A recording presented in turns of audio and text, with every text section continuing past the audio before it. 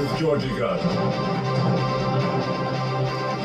Good evening. They came in numbers far exceeding organisers' expectations. 90,000 pro-Palestinian demonstrators crossing Sydney's Harbour Bridge in what they described as a march for humanity. As promised, the event was peaceful, but a succession of confusing messages from police left the crowd unsure as to where the march would finish. The aim was to attract global attention for their cause, and arguably history will show even in the rain they succeeded, exceeding their highest expectation of 50,000 people. Pro-Palestinian supporters seizing control of the Sydney Harbour Bridge and turning the iconic landmark into a stage for its first ever anti-war protest. Traffic making way for what organisers call a tidal wave of humanity. A commuter on a passing train capturing its overwhelming presence, stretching from end to end. It's emotional, it is amazing. And police who were so opposed to the march were forced to join in and help open the floodgates. Hundreds of reinforcements drawn from across the city, tasked with not stopping it, but making it happen. So in a nutshell, we are there as police today to maintain public safety and police safety. And they went to work early with those who keep the city moving. At 11:30, shutting off the approaches to the bridge north and south, paving the way for what was controlled chaos.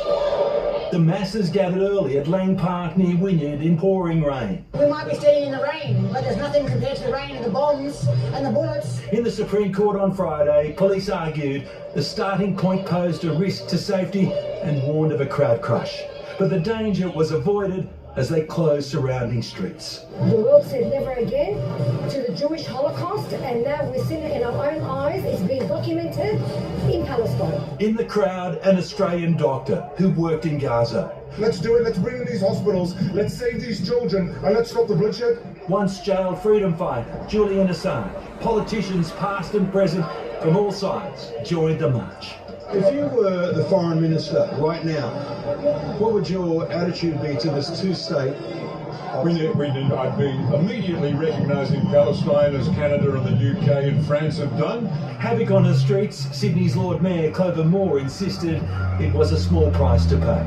Compare that with what's happening in Gaza, where all those people have lost their homes and they're either starving or getting killed when they're going to get food. For 2 years, nearly every Sunday, pro-Palestinian supporters have rallied in the streets of Sydney against Israel's actions in Gaza. So here we are on the Harbour Bridge. It's recognised around the world. This is the first, will it be the last?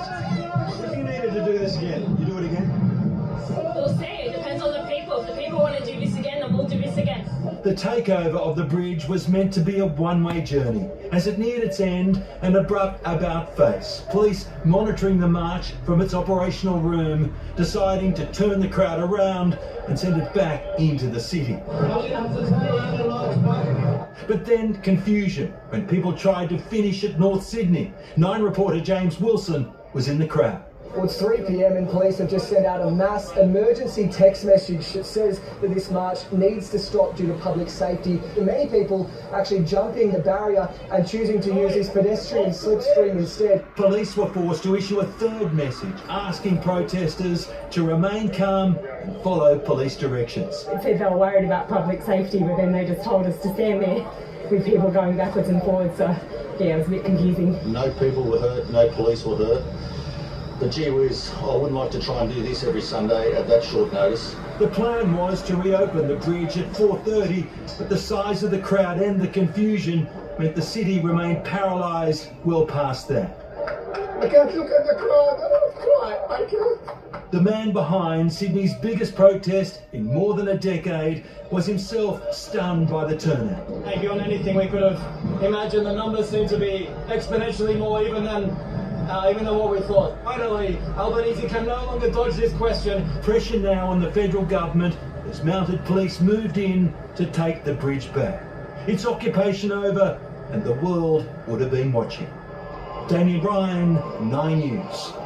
And Damien Ryan joins me now in the studio. Damien, it was a historic march and crowd numbers seemed to overwhelm everyone. Well, certainly, Georgia, we turn back the clock 8 days ago when protesters first applied to use the bridge. They estimated a turnout of around 10,000 people. But then police took the Palestine Action Group to court and that garnered more support with talks of 50,000 showing up. In the end, an extraordinary response on one of the wettest days you could get.